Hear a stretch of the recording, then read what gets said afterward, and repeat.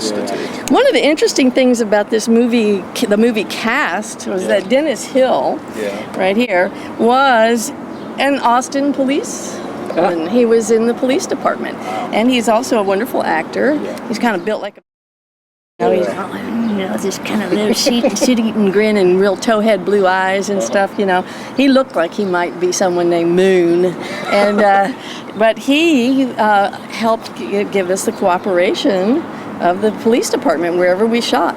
We had a significant scene done downtown where the old bus station was. I think the bus station had just closed, so we could use it as a set. And we picked up one of our kills there at the bus station. That was my role as the killer. I would go in and befriend some poor girl and say, I know some guys that will help us get there or whatever, and I'd take her out to the car, and then we'd all start drinking together, and in fact, I ran into that girl the other day. We had somebody to play his part who was a professional actor, and the guy got a job working on a 20th Century Fox film out in L.A., and he calls like 3 weeks before we're going to start. He says, hey, I'm sorry, but I've got this gig, and, he's gone. So we're sitting around the conference room at the office, and, Cecil, about 4 of us, and we're like, what the hell are we going to do now? We've lost our lead actor.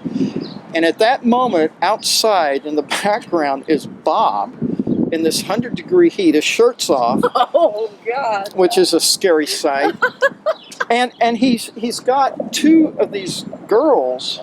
We had to take a bunch of Polaroids that are going to be used as props later in one of the scenes. And so Bob is splattering them with blood and then knifing them and taking pictures of it. And he's just sitting there laughing demonically the whole time. So it draws our attention. We're all looking out there and go, who the hell can we get? It's going to be creepy and wild. And the next thing we're looking out the window, and we all had the same thought.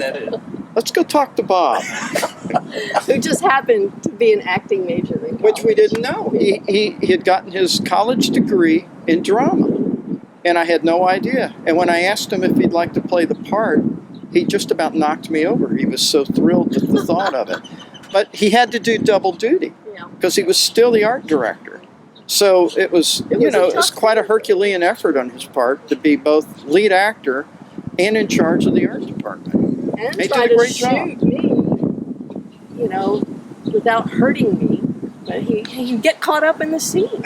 He was totally into it.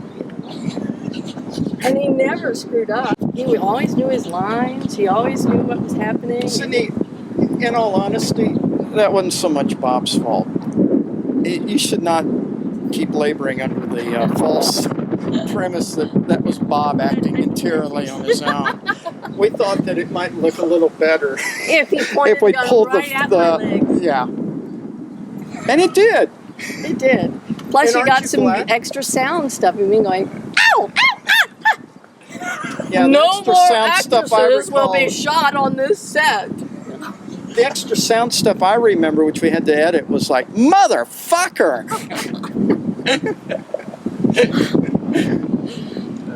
But it was in keeping with the character, so it all worked. It was a fun thing to do for 2 weeks in the summer. It was lots of fun, and my mother still talks about this movie. She really her bad dreams. Oh my God, it's the creepiest thing she ever saw in her life, and she still has this guy. I can't believe you did that movie.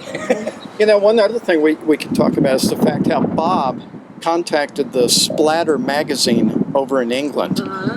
And of course, I was masquerading under a pseudonym, Mark Blair. And Bob had talked to one guy already and told him who I was in New York. And this guy calls out of the blue. I answer the phone. He says, "Are you John Dywer?" Yeah. John Dywer directed Confessions of a Serial Killer. And I'm like, no. He got me and Ed Neal from Chainsaw and Ed Gwynn from Chainsaw and a couple of other people from your movie, and he had us all down there on a Halloween giving blood, and talking to people and signing autographs, or horror movie, slasher movie people giving blood on Halloween. And then he would take them across the street to Central Market and sit out buy them with coffee. tomato juice. Get us back up to normal after giving so much blood. He was something, he was a really good person, and he spent the last years of his life in Seguin, Texas, and became like a pillar of the community there. Yeah. They put up a historical marker at his house because he just completely renovated their little, like a miniature river walk that he lived on, and did it all by himself, and made it a beautiful showplace. It's where his memorial was.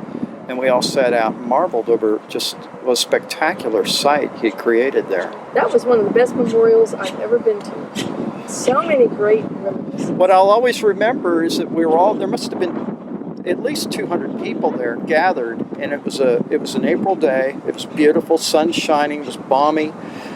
And we're all gathered around. His attorney stood up and explained what had happened that a lot of us didn't know about.